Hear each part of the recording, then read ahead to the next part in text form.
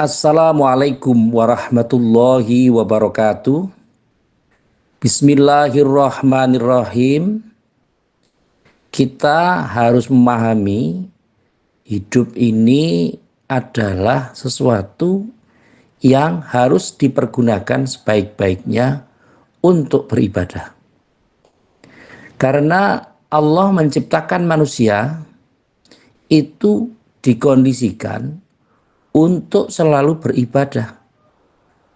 Artinya bahwa tugas manusia itu sebenarnya adalah untuk beribadah kepada Allah dengan cara yang sebagaimana Allah jelaskan. Misalnya sholat itu juga harus diniati dengan ibadah. Tidak boleh diniatkan dengan hanya menggugurkan kewajiban saja. Karena kita sering membaca inna sholati wa nusuki wa mahyaya wa mamati lillahi rabbil alamin.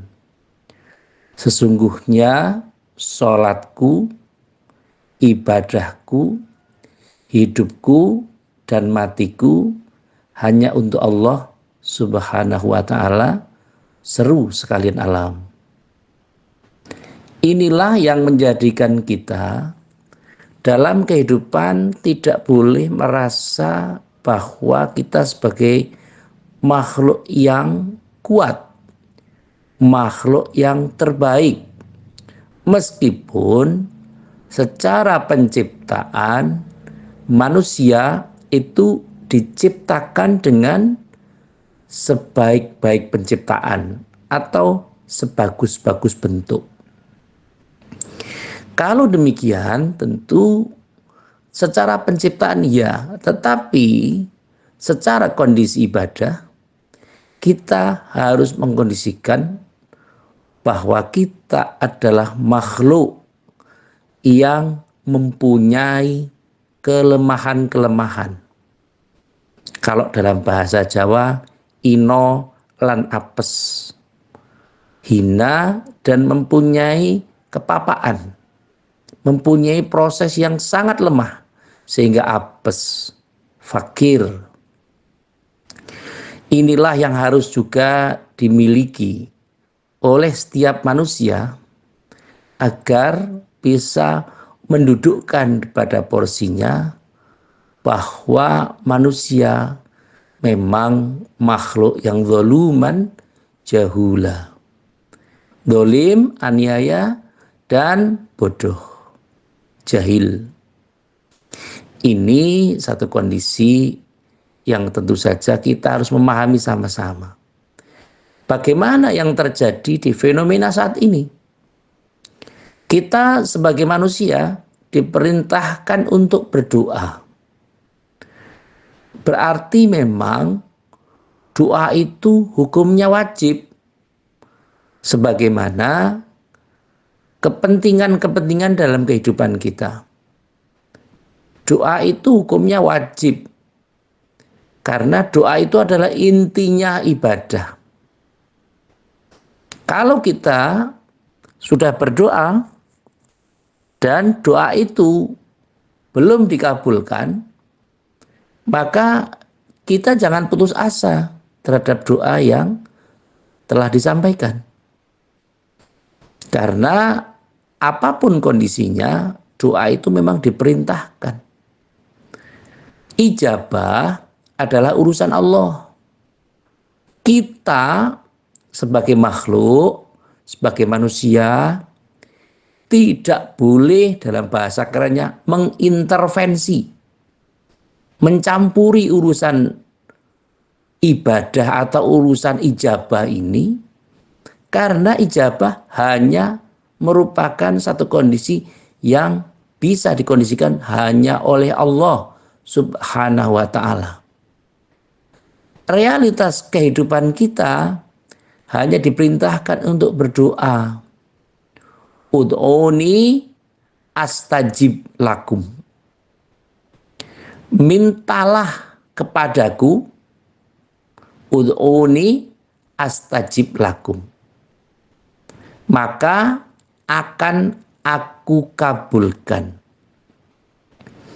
Artinya bahwa kabulnya doa kita itu bukan berarti semua permintaan kita akan diberikan oleh Allah. Karena sebagaimana yang saya paparkan awal, bahwa manusia itu bodoh. Manusia itu tidak pinter, mohon maaf bahasanya begitu ya.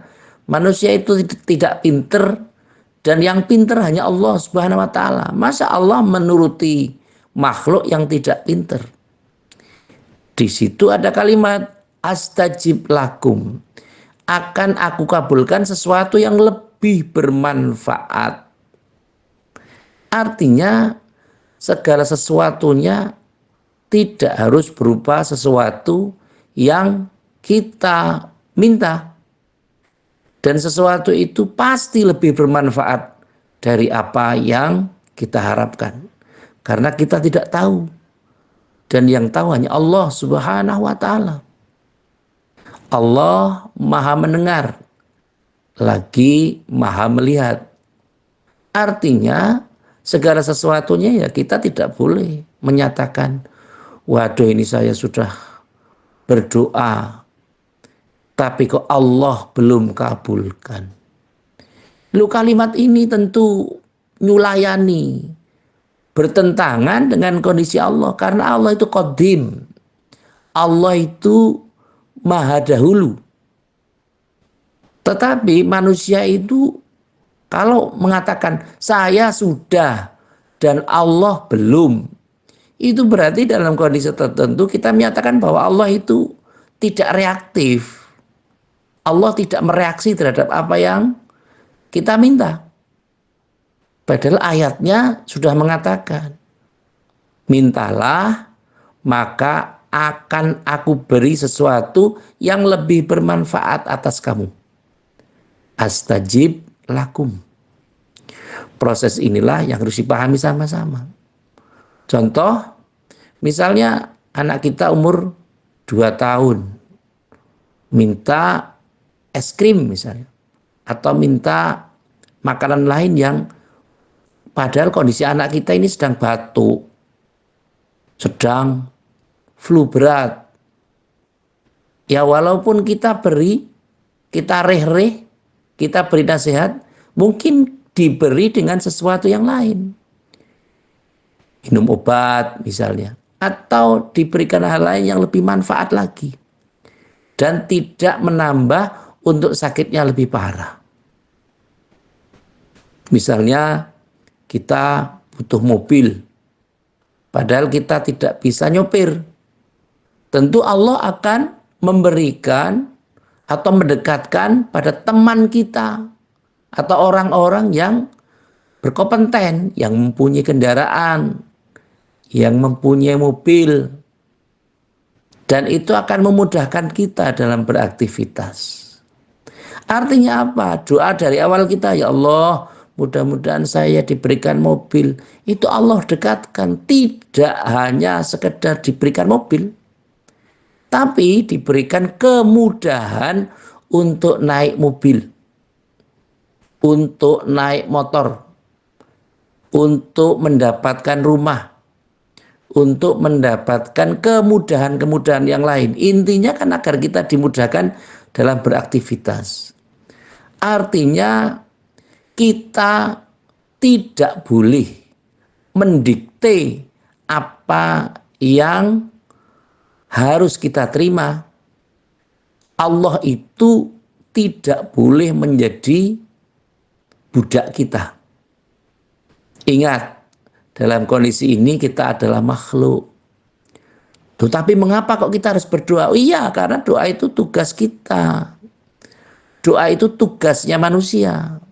Kita minta kepada Allah. Sebagaimana juga kita minta pada orang tua kita. Anak kita meminta kepada kita.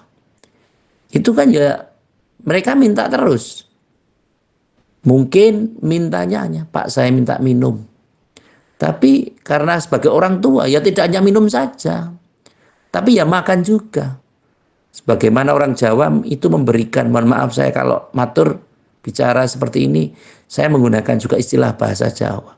Urip iku mau mampir ngombe.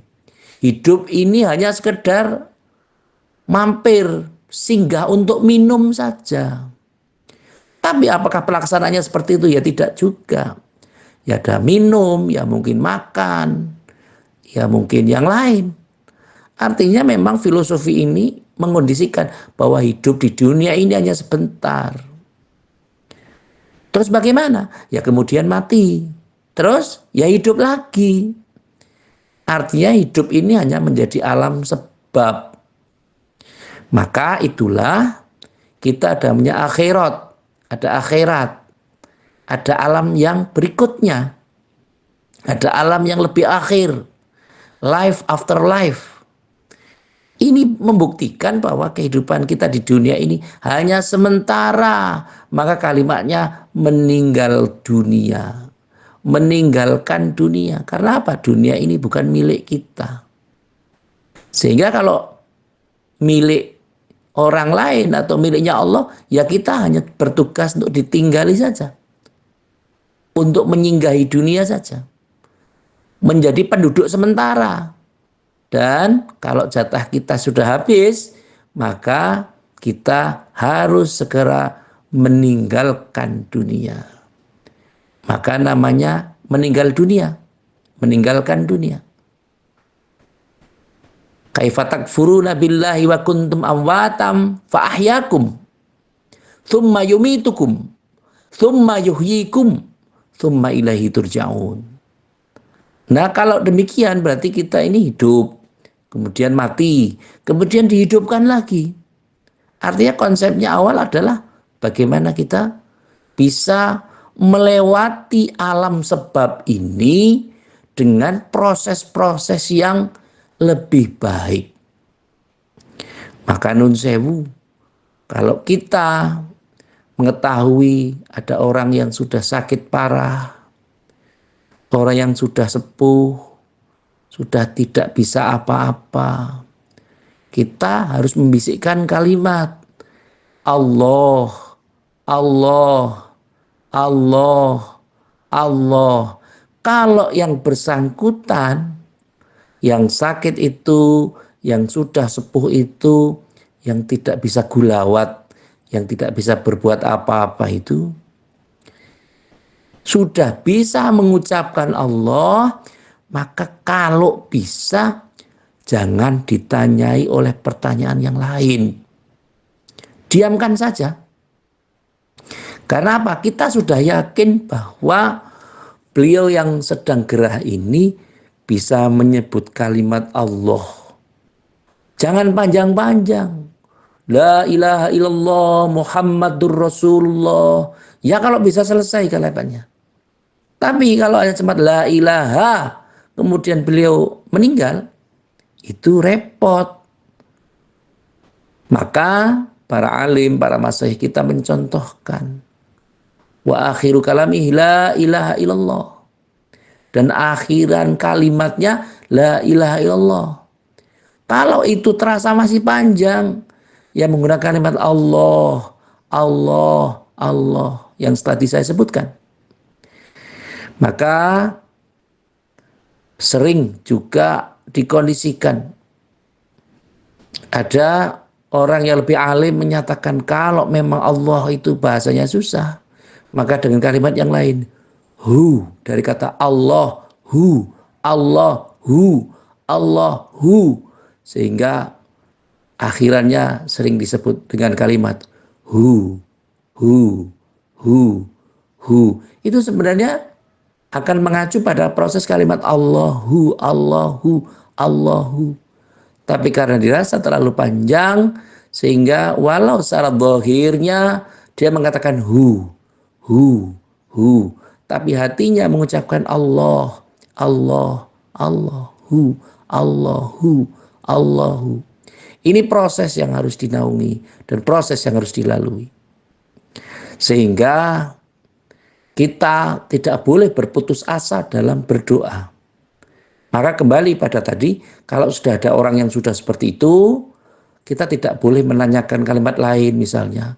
Mohon maaf, Mbah, itu sertifikat tanahnya ditaruh di mana ya, Mbah? Atau disimpan di mana, Mbah? Misalnya. kemudian mengatakan di lemari depan misalnya. Ketika di lemari depan itu dia kemudian meninggal, maka kalimat akhirnya adalah di lemari depan, bukan kalimat Allah. Maka nun sewu bagi yang sedang menunggui orang-orang yang sakit, itu tanyalah atau bimbinglah dengan kalimat-kalimat tadi. Allah, Allah, Allah. Dan jangan kalimat yang lain. Inilah yang perlu menjadi bekal atas kehidupan kita. Proses-proses yang terjadi kita tidak tahu. Dan kita tidak boleh menyalah-nyalahkan hal yang kita sendiri tidak mengerti akan takdir kita.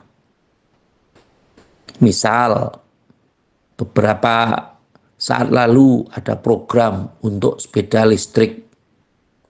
Kemudian dilalah itu karena pengecasannya kita lalai, atau mungkin sudah dicas, sudah penuh, tetapi indikatornya penuh itu tidak nyala, atau tidak ada indikator yang lain, tidak ada tandanya, kemudian meledak dan terbakar. Itu kemudian jangan mengatakan bahwa jangan menggunakan sepeda listrik. Kalau ngecasnya kebablasan, kebakar, sebentar. Bagaimana seperti itu? Jangan menjadi satu kasus, itu bisa dikondisikan menjadi untuk mewakili semuanya. Misalnya saya berkunjung di Kebumen atau di Purwokerto atau di mana saja. Kemudian perilaku masyarakatnya mungkin kita tidak suka, padahal kita hanya ketemu satu atau dua orang saja. Akhirnya kita menjustifikasi bahwa orang Purwokerto, orang Kebumen ini orangnya nggak ramah. Padahal kita hanya menemui 2 orang atau 3 orang, tapi sudah menjustifikasi bahwa semua orang di sana tidak ramah. Itu adalah sesuatu yang tidak adil.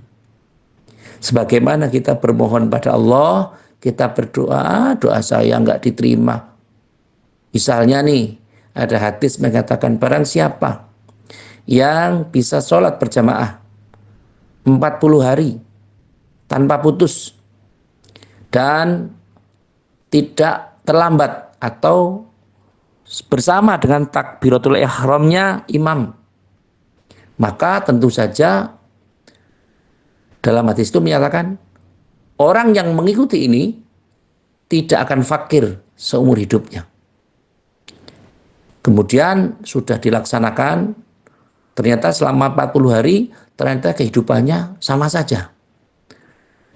Nah, pertimbangannya berbeda dengan pertimbangannya Allah ingin sampaikan dan Allah ingin berikan.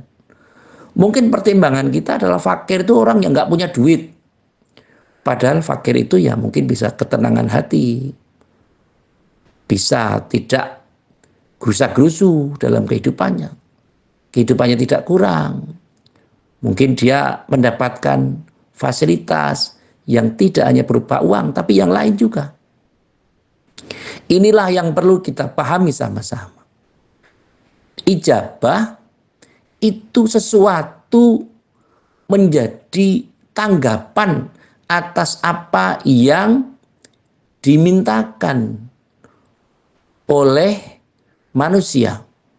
Jadi tidak mesti sesuai dengan apa yang kita harapkan. Karena Allah jauh lebih memahami apa yang menjadi kebutuhan kita, jauh lebih paham dari kita sendiri, dari manusia itu sendiri.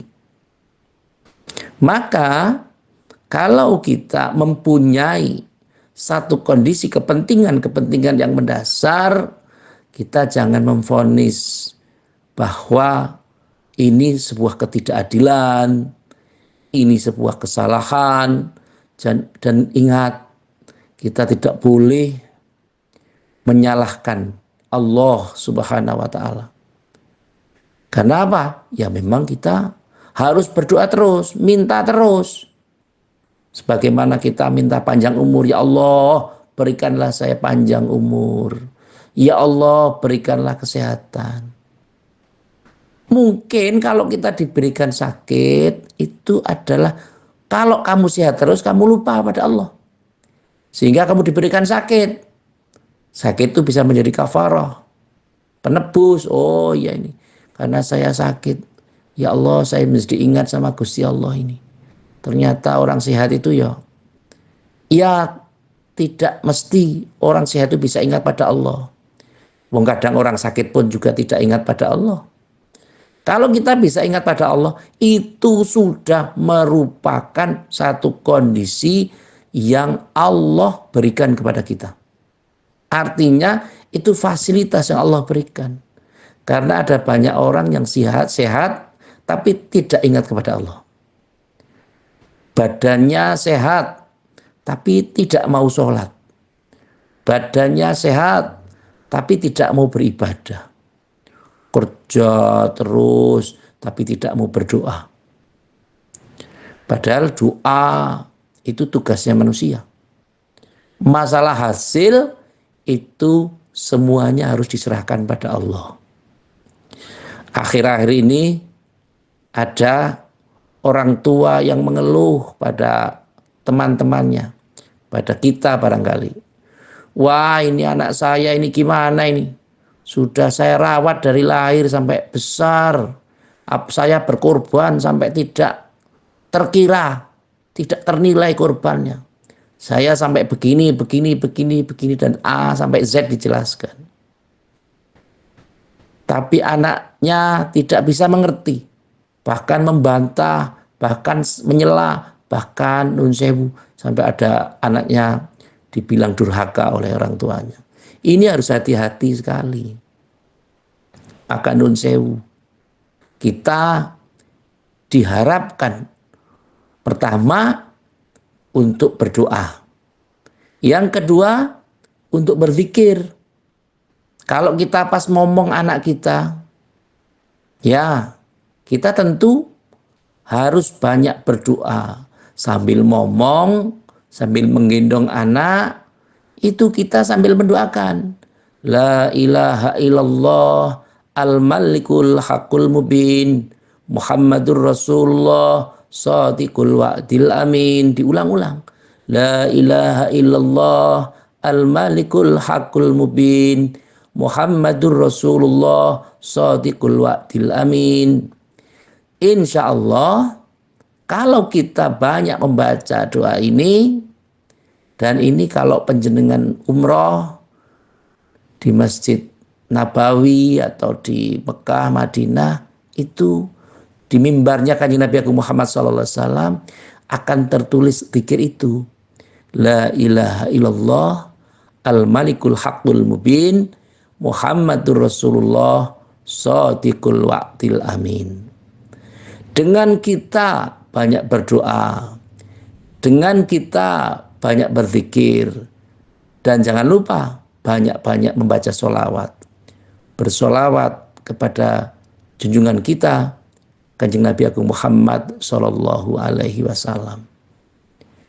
Semoga dengan kita menggunakan piranti-piranti yang Allah berikan kepada kita, yang berupa kognitif, afektif, dan psikomotor, jiwa, raga, insya Allah segalanya akan bisa berlangsung dengan baik, dan mudah-mudahan apa yang kita ikhtiarkan dijabah Allah Subhanahu wa taala. Amin Allahumma amin. Yang terakhir, seperti biasa, mari kita saling mendoakan semoga permasalahan-permasalahan yang ada dalam diri kita, pada saudara-saudara kita yang rumit-rumit, yang berat-berat, mudah-mudahan diringankan oleh Allah Subhanahu wa taala dan dimudahkan Allah Subhanahu wa taala. Kalau ada saudara kita yang sakit, semoga segera disembuhkan oleh Allah Subhanahu wa taala. Kalau ada urusan-urusan kita yang belum selesai, semoga Allah memudahkan urusan dan diselesaikan oleh Allah Subhanahu wa taala. Kalau saat ini kita belum bisa menunaikan kewajiban-kewajiban yang seharusnya kita laksanakan. Semoga Allah Subhanahu wa taala memudahkan kita agar kita mampu menjalankannya. Kalau kita pada saat ini belum mampu untuk menjalankan sesuatu, misalnya sholat atau ibadah lain, semoga Allah Subhanahu wa taala memampukan kita agar kita bisa beribadah secara paripurna dalam kehidupan ini. Amin Allahumma amin. Terima kasih kepada semua pihak yang telah membantu terselenggaranya acara ini. Semoga acara ini bisa bermanfaat. Sekali lagi, terima kasih atas segala perhatian dan mohon maaf atas segala kekurangan. Saya akhiri, wallahul muwaffiq ila aqwamit thoriq. Wassalamualaikum warahmatullahi wabarakatuh.